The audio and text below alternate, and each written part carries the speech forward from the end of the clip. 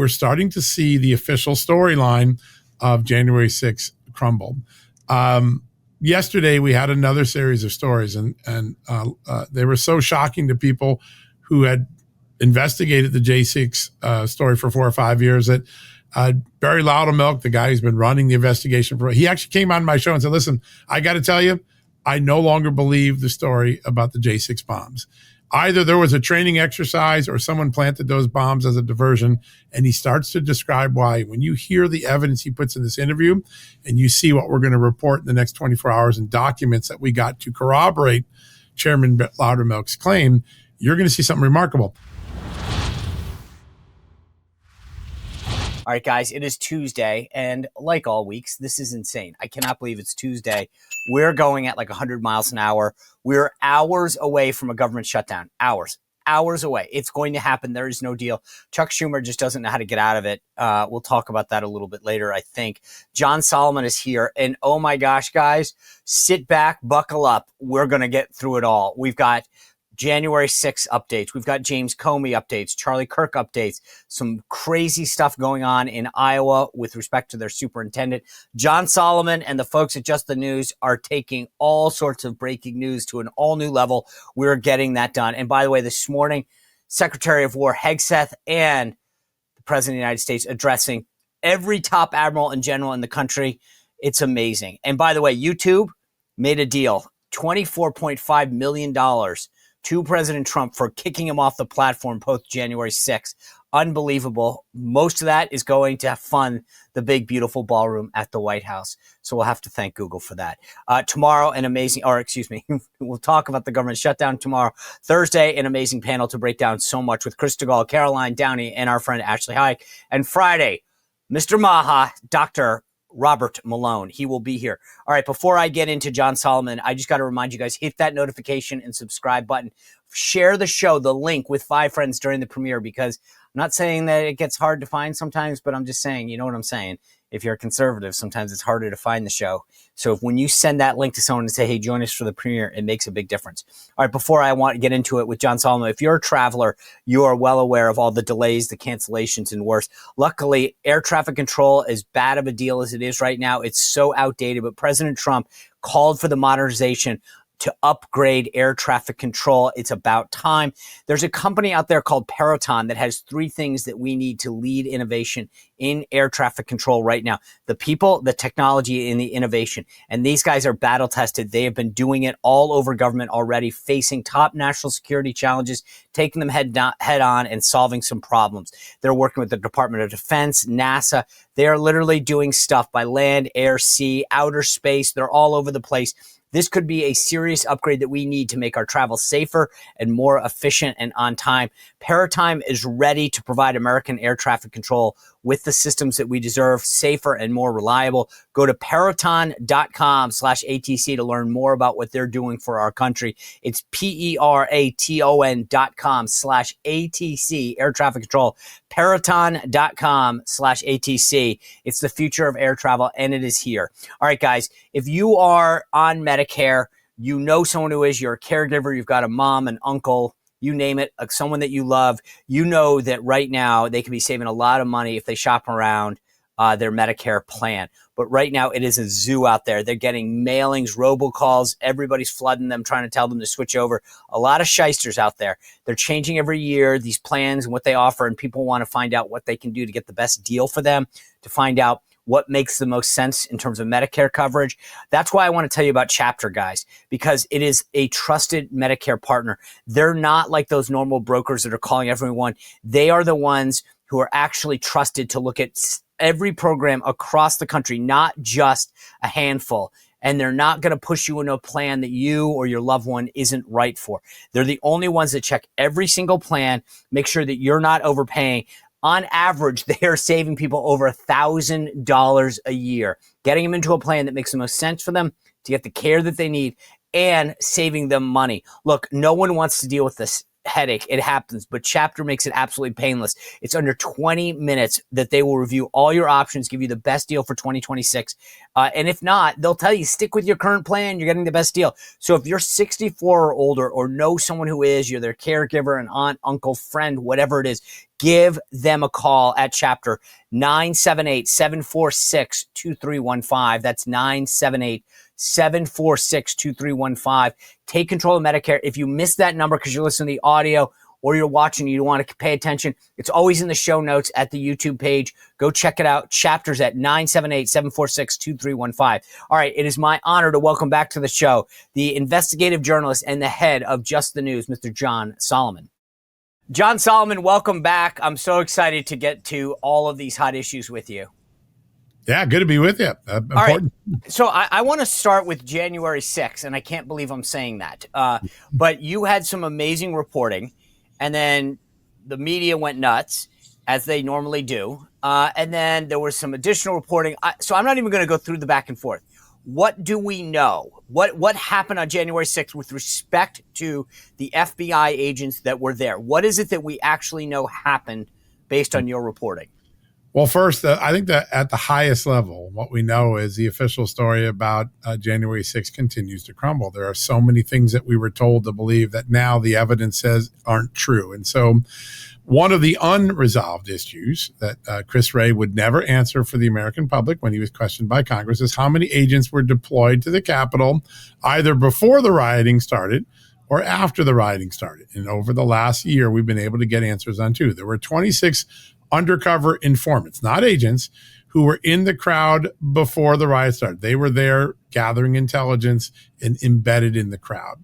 Then when the violence began to occur and when the Capitol Police began to fear that something bad was going to happen, the FBI deployed 274 plainclothes agents to do crowd control. Now, that is a problem for many reasons from a security standpoint. One, the FBI is not trained in crowd control. They solve crimes. Two, they don't have gear. In fact, they didn't even have an easy way to identify themselves to Capitol Police. So suppose an agent in plain clothes went there, had to pull his gun out, and the Capitol Police thought he was the bad guy.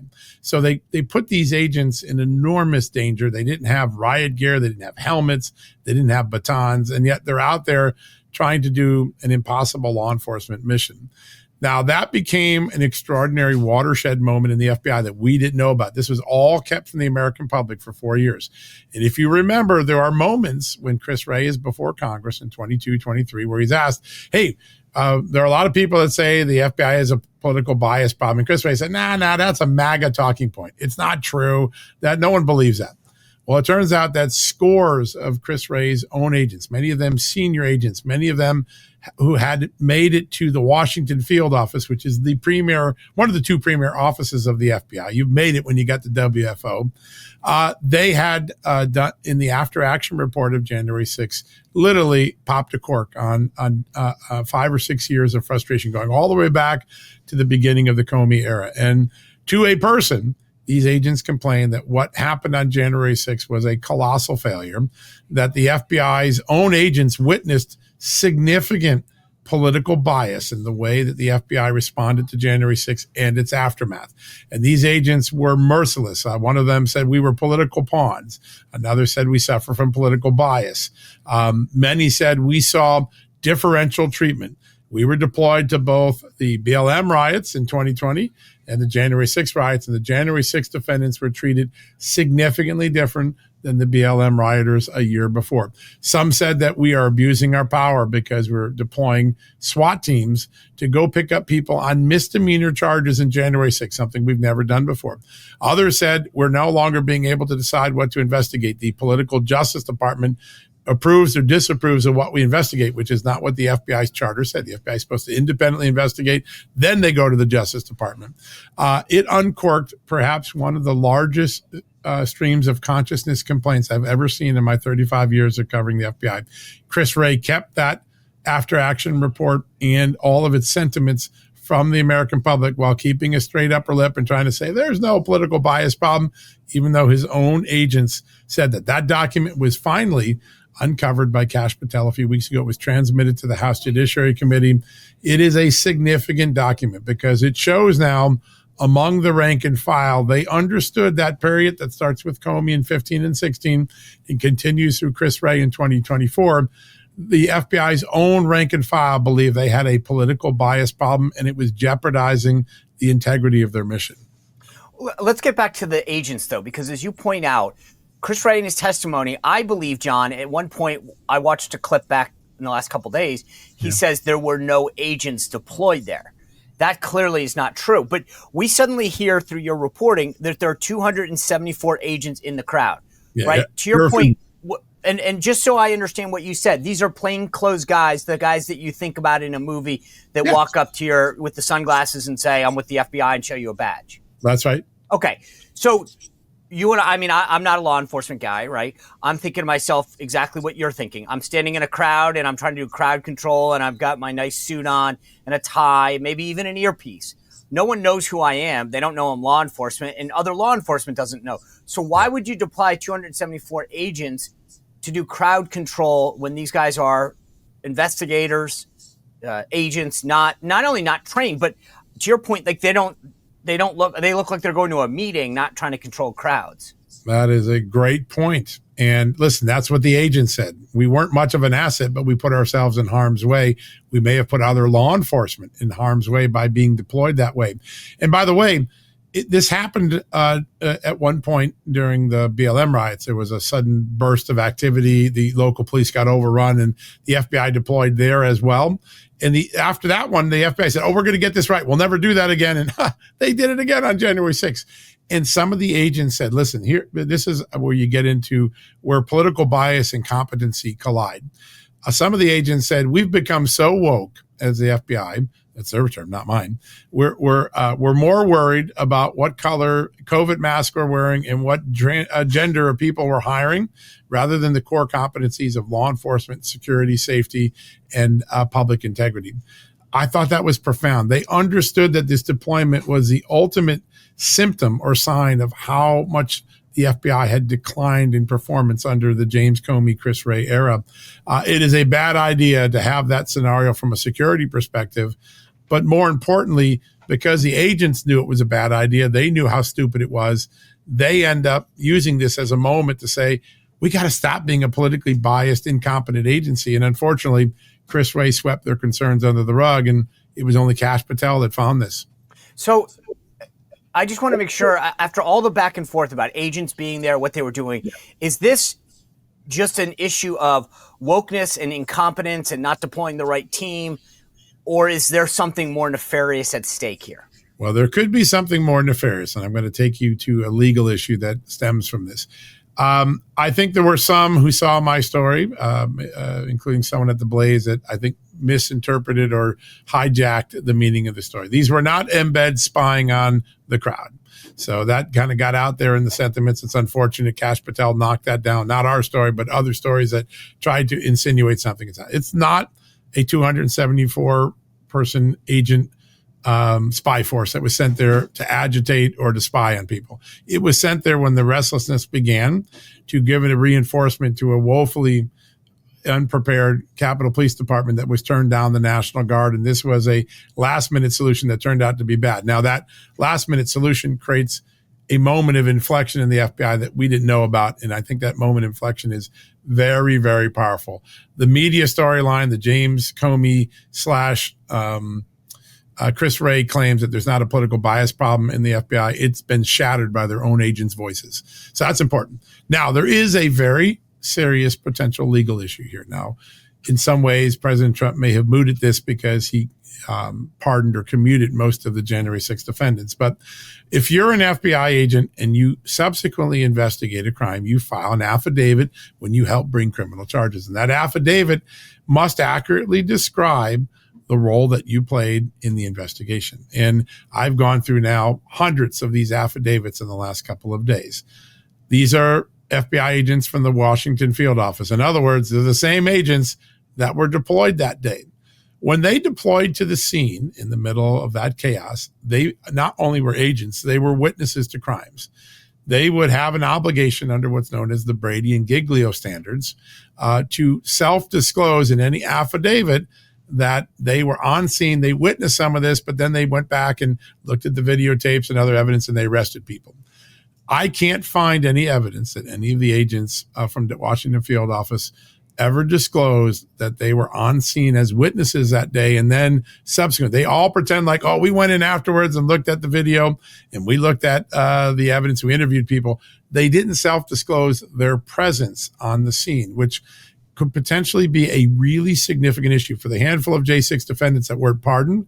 This is a potential appeals issue. It also is an integrity issue, which is somebody drafted up a series of affidavits to prosecute J6 defendants that knowingly violated the Giglio standard by leaving that. And it may be the real reason why Chris Wray didn't want to acknowledge that he had sent so many people to the scene, because then all those defendants would have been able to question him and say, hey, wait, these aren't in the affidavit. So this may have been part of a cover-up. We'll see. There's a lot more investigation to be done. It's one of several reasons, Sean, that we're starting to see the official storyline of January 6th crumble. Yesterday, we had another series of stories, and they were so shocking to people who had investigated the J6 story for 4 or 5 years that Barry Loudermilk, the guy who's been running the investigation, he actually came on my show and said, listen, I got to tell you, I no longer believe the story about the J6 bombs. Either there was a training exercise or someone planted those bombs as a diversion. And he starts to describe why. When you hear the evidence he puts in this interview and you see what we're going to report in the next 24 hours and documents that we got to corroborate Chairman Loudermilk's claim, you're going to see something remarkable. The FBI says that the bombs are planted 15, 16 hours in advance. We got the lab reports yesterday. We put them out. There's a mystery. If they were planted 16 hours in advance and only had a 1 hour timer, why didn't they go off? And why would anyone set up a bomb that had a 1 hour timer and let it sit for 16 hours? You can't start the timer. So that's the first mystery. The second mystery is there was a witness that we were not allowed to know about until recently. She's the woman that finds the bomb at the Republican National Committee. So there's one at the DNC, one at the RNC. And she is adamant that the FBI's timeline is absolutely false. She says, I was doing my laundry. I walk to do my laundry from my apartment. I walk right past the bomb. It's not there. I put my laundry in. I come back and the bomb is suddenly there. I stop and then I call it in immediately because it has 20 minutes left on the timer. That means the 1 hour timer was suddenly started an hour before. Now, she's adamant about it. What's interesting is the woman who finds the bomb, the FBI never tries to interview that day or the day after that. She has to file a request through the anonymous tip line saying, I'm the woman that found the bomb and you guys haven't interviewed me. Don't you think you should interview me? And begrudgingly, the FBI agents go out and interview her. And sure as heck, she's like, hey, that bomb wasn't there. I would have tripped on it. I did trip on it when I came back. And there was 20 minutes on the timer. She directly contradicts the information about what the FBI said is the storyline, a timeline. Now I'm going to take you down the most extraordinary revelation that Barry Loudermilk told us. He said last night that woman worked at the Commerce Department in a program called FirstNet. FirstNet is the emergency responders phone network that we created after 9/11. If there's a major crisis and police need to use the cell phones, our cell phones get suppressed so that police and first responders can talk to each other in a crisis. Barry Loudermilk disclosed last night, and we obtained the documents this morning to corroborate his story, so I now know it to be true. The FBI went to get the phone location records to see who was near the bomb. There has to be someone near the bomb. If they planted it, did they have a cell phone? The AT&T outsourced the collection of those phone records to FirstNet, the very organization that this woman works for. And then FirstNet accidentally, according to the documents, corrupted the data so that there is no data of any phone near the bombs in the 16 hours before there. The FBI is unable to get the geospatial. Now that, you think about this, nobody backed up the data. It got corrupted one time and we can't recover it now. Barry Loudermilk said last night, I smell a cover up and I'm going to get to the bottom of it. But these timelines, these stories, the idea that the people set up gallows were MAGA people when we now don't think they're MAGA people based on the video. All the storylines we were force-fed in the aftermath of January 6th, much like Russia collusion, much like Ukraine impeachment, they're falling apart when we get the evidence. So Congressman Barry Latimer, who you just talked to, is he getting this on his own? Is he getting this information from the FBI? Does he have his own sources? No, he's getting it from Kash Patel. He said after 4 years of stonewalling, Kash Patel has unleashed an extraordinary barrage of new evidence. And by the way, I've been talking to the FBI and their senior people. They are floored by what they're finding. And, how do you explain that the FBI, someone found a bomb a half a mile from the Capitol after January 6th, and the FBI doesn't go and interview that person? She has to beg to be interviewed. You can't get geospatial data. By the way, they were able to get the geospatial data for all the J6 defendants on the Capitol, but just not in the area around the bombs. There are so many things that are odd and beyond any explanation in the law enforcement community that the FBI, as well as Barry Loudermilk, the new FBI, has a significant concern that this investigation was not conducted properly and maybe was conducted in a way not to find certain truths. I just want to recap what I hear you say. This woman who lives near where the pipe bomb was located near the RNC. Right. She's a Commerce Department employee that works for an agency called FirstNet. She finds this bomb. She calls 911 or something? She does. Okay. She says there's a bomb. 20 minutes left. They come and dismantle it or? Yeah, they come, dismantle it, take it, and then they never interview her.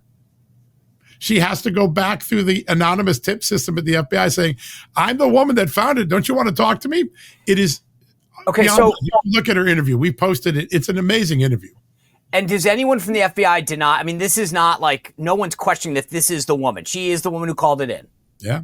Okay. So when you talk to your sources, John, and you say, just walk me through standard operating procedure. A woman calls in a bomb, a murder, a stabbing.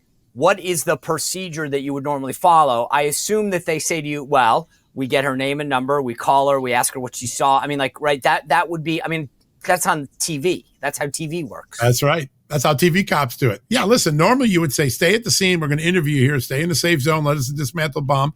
We'll interview. That doesn't happen.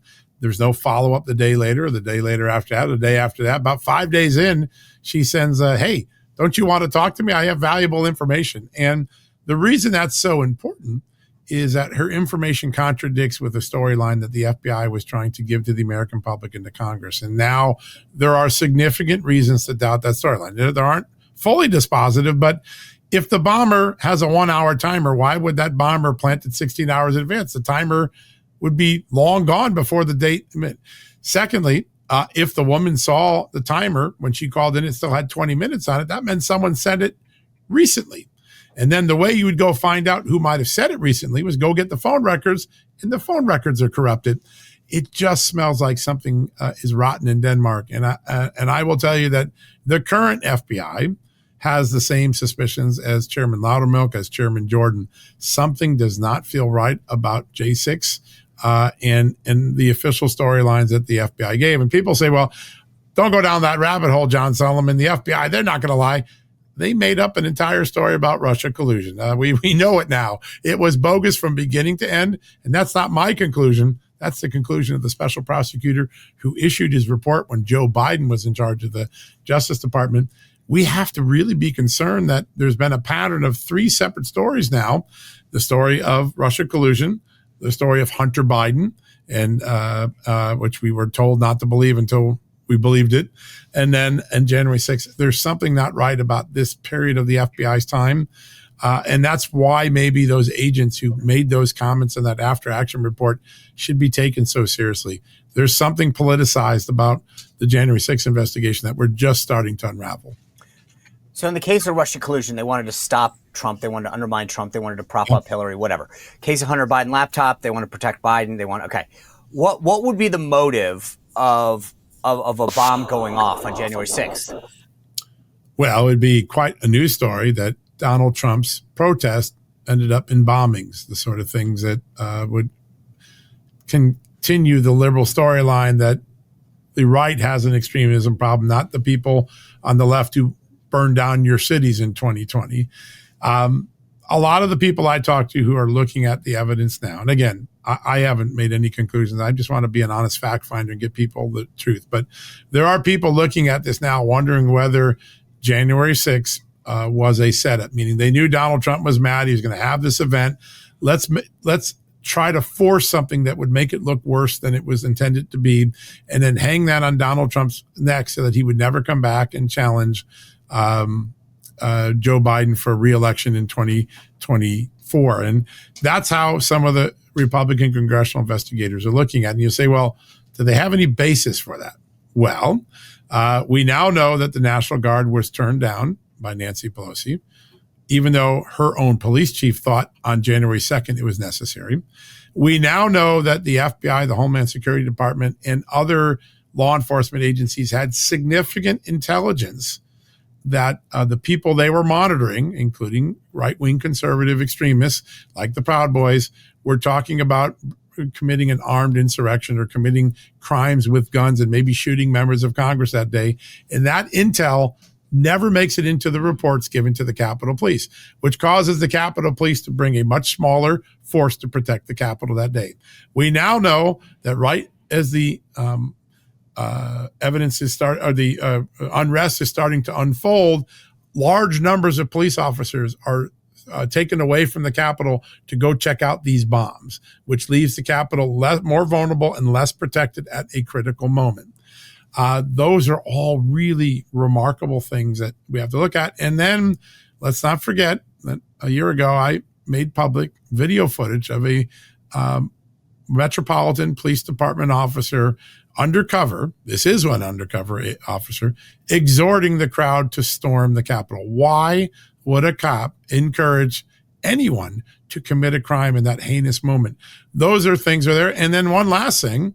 We now know that the gallows, which the left still uses every day in their imagery when they talk about January 6th and the extremists, that those were set up 8-9 hours in advance. And the people who came did not, according to the video footage, don't look like MAGA people. They came from a liberal area of Washington, D.C., and they're setting up at 6 a.m. And nobody in the Capitol Police stops them from setting up this thing. They didn't have a permit to construct this. Normally, you walk anywhere in the Capitol. You play football and they'll stop you. Yeah. You're building something for 3 hours and they don't be stopped. The people who are developing this theory have some pretty strong evidence to raise these questions. Christopher Wray was the FBI director at the time, and obviously he was the one who discussed the non-agents being there, which now, yeah. and also the frankly, even now that we know that they went, that they weren't able to help in any way. Yeah. I want to get to Comey in a second, but just before I do, is Chris Wray next on this list? Is he somebody that the FBI or the DOJ is going to go after? I think we have to look at all of his testimonies. There are testimonies that he says one thing, then there are testimonies where he muddies it up later. There are 3 questions I have about Chris Wray. One is, what did he know and when did he know it? That's the question we always ask as investigative reporters. 2, is it possible that his own people were manipulating his testimony? I have heard some evidence that I'm trying to get my hands on, that there are things that were in his draft testimony that were taken out that would have made him more accurate, and it was taken out by staff. Who did that and why? But we don't know yet whether the people around Chris Wray set him up, whether he knowingly misled, whether he was out of the loop. But Chris Wray's story, just like the FBI's overall story about January 6th, no longer adds up when you see these facts. And by the way, these facts all come from the FBI's own files. It isn't like some person's made this up on the outside. These are the FBI's own files contradicting Chris Wray. And as we know from some of the FBI agents who got suspended, there are FBI agents who raised questions about earlier testimony by Chris Wray. And when they found a factual inaccuracy in Chris Wray, instead of fixing the inaccuracy and just have the director go tell Congress, oh, I misspoke, I found out about this, I want to correct my record, they suspend the agent and take away his security clearance for dare challenging a false piece of testimony. That FBI is the FBI that I think those agents were complaining about, a politicized, integrity corrupted FBI. All right, let's move to Comey. He has been indicted. I've heard everything from they're going to refile the indictment to make it, more substantive, some issues within the Eastern District of Virginia's U.S. Attorney Office. What's the latest that you guys at Just the News have on Jim Comey's indictment, the prospect of him going to court, et cetera? Yeah. So I will agree with everyone. I've covered scores, hundreds of indictments over my time. The paper indictment that came down is sparsely worded. The danger is the media is taking that sparse word and suggesting, well, this must be a super thin indictment and James Comey's just a victim of retribution. Ironically, no one ever saw Donald Trump in the leftist media as a victim of retribution of either Barack Obama or Joe Biden. But now they're suddenly on the retribution concern tour, which is good. I'm glad they caught up to the issue. They may have the wrong scenario.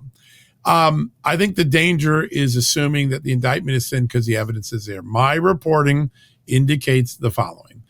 Person one in the indictment is Hillary Clinton, meaning that the leak is about Hillary Clinton. Why is that important? The testimony that James Comey gave is he never authorized anybody to leak about the investigation of either Donald Trump or Hillary Clinton. The indictment makes clear that from our sources that person one is Hillary Clinton. So it is something directly germane to what the director testified to, not only in 17, but in 20. He did it twice. Person two is Donald Trump. He's the victim of this. It's his campaign that's being victimized by this. Person three is Daniel Richmond, the longtime consigliere, lawyer, private advisor, and for a while, for 2 or 3 years, a special government employee of the FBI given a high security clearance, who we know James Comey used to leak certain information. James Comey doesn't deny that he leaked those famous memos about his discussions with Trump, which included classified information through Daniel Richmond. We know that. But the specific lie that James Comey is being accused of is that he said he never authorized anyone to anonymously leak to the news media about either a Hillary Clinton or Donald Trump investigation. The indictment is going to say that that Richmond is that guy that got approval from Comey and did it. Now, what is the evidence of that approval? We don't know yet from the indictment. It is silent. My sources indicate that there are significant documents inside the FBI's files that have been submitted to the grand jury that show an authorization of some sort or refer to an authorization of Comey authorizing a leak that then occurs, and you can trace the entire timetable. A lot of people say when the evidence comes out in the next court filings, you'll realize it. Now, another way the evidence could come out is that Congress is a victim here. It was lied to for 4, 5, 6, 7 years. I could imagine Kash Patel's FBI sending to Jim Jordan or to Chuck Grassley, hey, you were lied to. Here's the body of evidence so you can do your oversight now. This will come out. But I laughed after the raid on John Bolton's home because I saw all my colleagues in the media saying, oh, this is retribution and it's for the book. And it turned out it had nothing to do with the book. What did the FBI find in John Bolton's home? They found classified information about weapons of mass destruction sitting in his private office. And all of a sudden, the media just stopped that line. We'll move on. We're not going to correct our earlier reporting.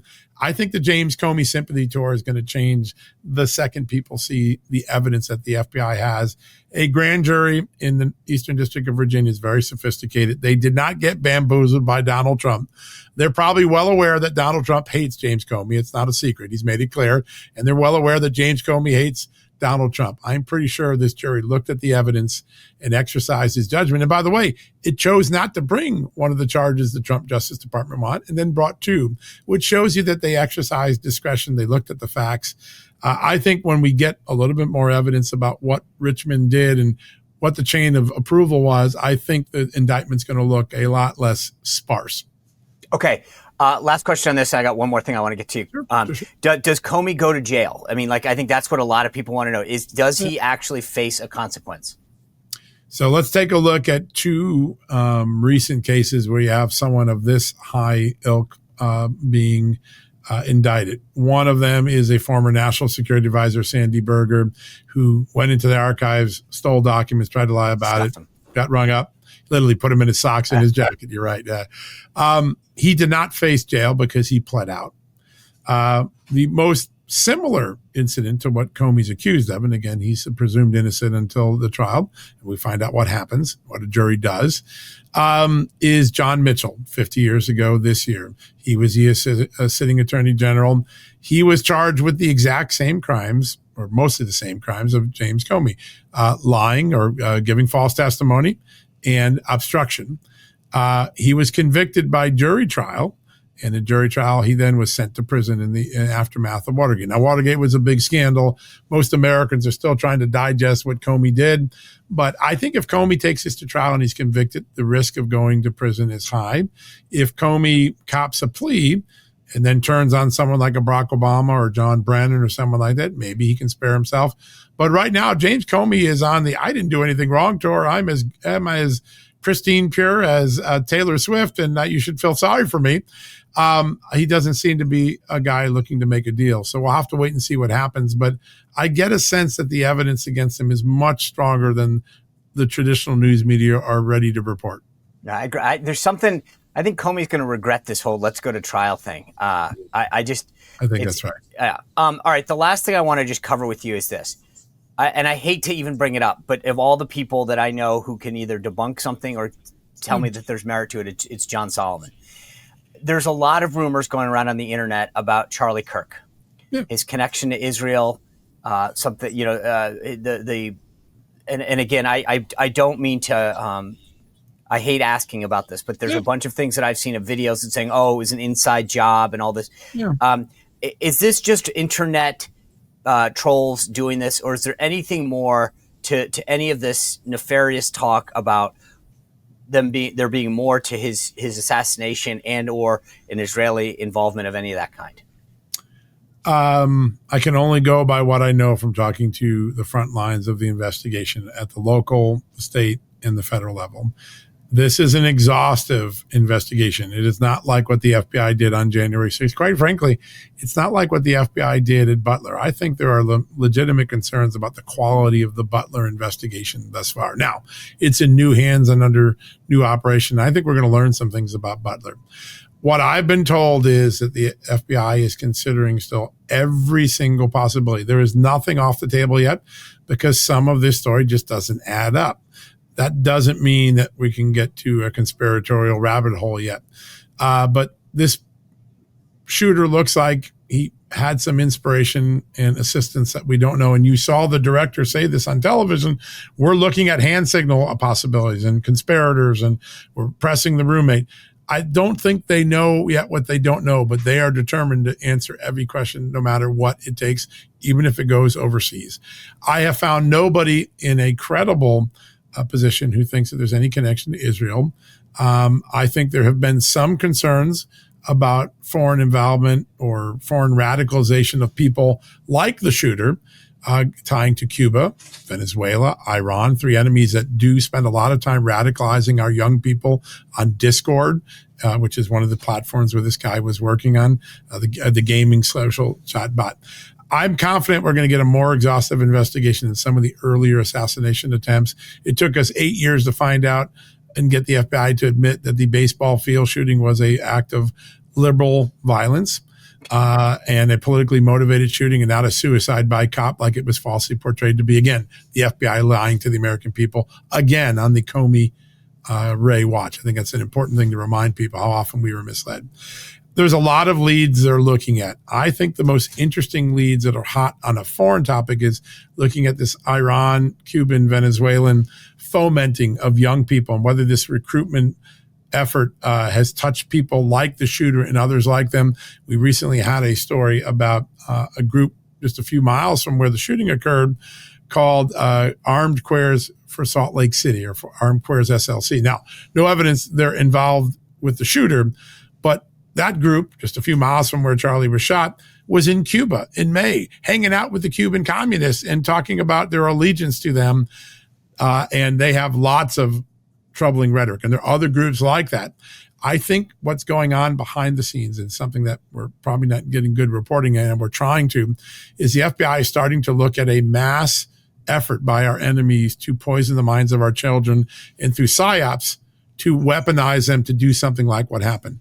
Whether that leads to the explanation of what happened to Charlie, we don't know yet, but I think they're moving in a really big direction that way. And by the way, if that's an outcome of Charlie's assassination, even if it doesn't make a connection to his shooter, it's going to save future lives in America. And I think that's going to be a good thing. I hope you and the folks at Just the News pursue this. This is so critical, what they're doing to the next generation of America. John, do you have 30 seconds for one quick one?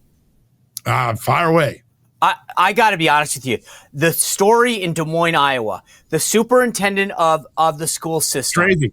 is I brought this up on the show yesterday, is an illegal alien, right? Yeah. Okay. When they go to arrest him, he's got a loaded gun on him. But then here's the kicker, because I saw this on your feed. Yep. He's a registered Democrat. He's registered to vote in this country. Yes. And there's one other piece of this. Remember that the board that hires him was chaired by Michelle Obama's chief of staff. In the playbook, Rules for Radicals, which someone asked me at a speech I gave Saturday, what's a book you should all read? And I said, Rules for Radicals. Like, what do you say? You need to know what the enemy is thinking about doing. One of the keys to destabilizing a constitutional republic, a democratic society, a Western value society that our enemies use. And by the way, I interviewed a Cuban intelligence agent 4 years ago, and he absolutely confirmed this. The more you can normalize the abnormal, the more you begin to destabilize a country. So when the left tries to put a man on the podium stand who won the women's event, you're trying to normalize the abnormal. When you try to make the chief educator in your major city an illegal alien, you're trying to normalize the insurrection at the border and the eradication of our border and immigration and security laws. All of these things that we're talking about have their roots in the Marxist effort to create upheaval in America, to create a revolution in America without a shot being fired. Now, in Charlie Kirk's case, there was a shot fired, sadly. But a lot of what we're seeing is a coordinated effort. Some are American, some are foreign, but they all have the same playbook. Make the abnormal normal, sow division, target our young people. They're more vulnerable than adults. And at the end of the day, sow division. What have our teachers been telling our kids for the last 10, 12 years under DEI? If you're white, you're an oppressor. If you're not, you're the oppressed. That is exactly the playbook that the Cubans, Russians, Chinese, Iranians, and Venezuelans use in their psyops against us. And now on our own soil, we're assisting that effort. And so when we look at the last couple of years of history, we have to look at this as a larger struggle against Western civilization, and that probably foreign enemies and enemies on our own soil are working together to weaponize our children and to and everyone normalize things that we know to be un-American. Violating the law and getting to be a school district chief is not the American way. John Solomon, I can't thank you enough for how generous you are with your time. And obviously, guys, if you are interested in any of these stories, follow John, follow Just the News, because they are getting stuff that no one else will. That's why I love having you on. Thanks for all you're doing out there. Appreciate it. John, congratulations to your promotion to captain. I'm very proud to see that. Thank you, John. I appreciate that. All right, man, he just doesn't disappoint, does he? Amazing, amazing. So much going on that only Just the News and John Solomon is covering. I'm so glad that he actually comes back. But as I mentioned, there was a lot happening. We're hours away from a government shutdown. We will break that all down tomorrow because the Democrats, it's so funny.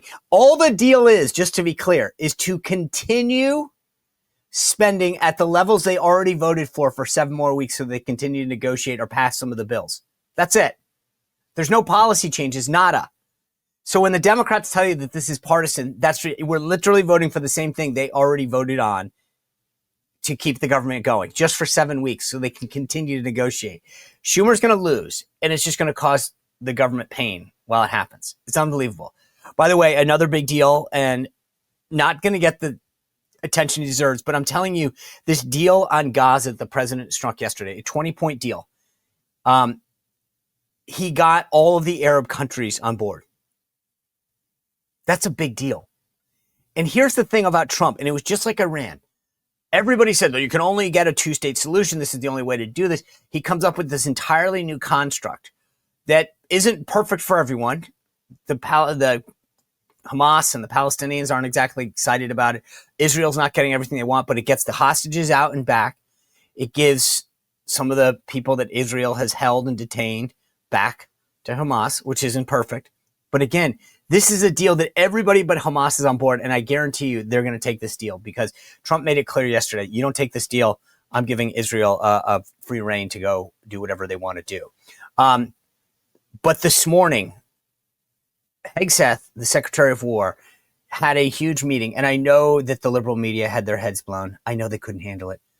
and the president came and spoke at Quantico. All these top admirals, making sure that people understood what our warrior mentality needs to be. I want to play you just a quick clip of what he had to say to these leading military leaders. Today is about people, and it's about culture. The topic today is about the nature of ourselves. Because no plan, no program, no reform, no formation will ultimately succeed unless we have the right people and the right culture at the War Department. If I've learned one core lesson in my 8 months in this job, it's that personnel is policy. Personnel is policy. The best way to take care of troops is to give them good leaders committed to the warfighting culture of the department. Not perfect leaders, good leaders. Competent, qualified, professional, agile, aggressive, innovative, risk-taking, apolitical, faithful to their oath and to the Constitution. Okay, you get the point here. What he's talking about is getting the right people focused on the right thing, which is keeping our country safe. No more woke mentality, no more DEI mentality. He went off about how many people are out of physical standards. We're now going to go back to every branch, making sure that twice a year you're in height, weight, and physical condition to serve in our military. It's amazing. And I know the media couldn't handle it, but this is what we need, is leadership that makes sure that we are focused on defending the country. It's not a social program. It's the defense of our country. Anyway, we've got a great show for you tomorrow as well, breaking down everything post-government shutdown. Thursday, as I mentioned, amazing panel. Friday, Robert Malone. And next week, Eric Trump is going to be here. We got a lot to get to with him about the attacks that his family have faced. I got a brand new newsletter out today about tariffs and visa programs and takers and givers. You got to see what I have to say because I think it's a take that's very interesting. Thank you for tuning in. Always feel free to join the premiere. Share this link with 5 of your friends, colleagues, neighbors to keep growing the show. Thanks for being here. I'll see you back here tomorrow on the Sean Spicer Show.